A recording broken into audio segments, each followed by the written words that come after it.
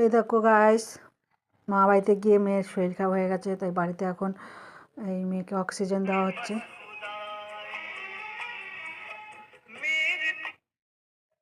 অর্ধেক এটা, হ্যাঁ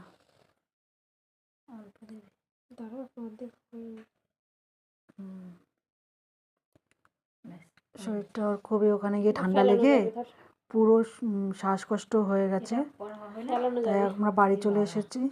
এখন ডক্টর দেখানোর পর ডক্টর বললো বাড়িতে এরকম দিতে।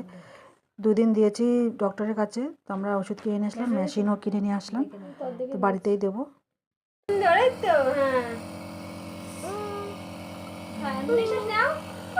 কি অসুবিধা হচ্ছে?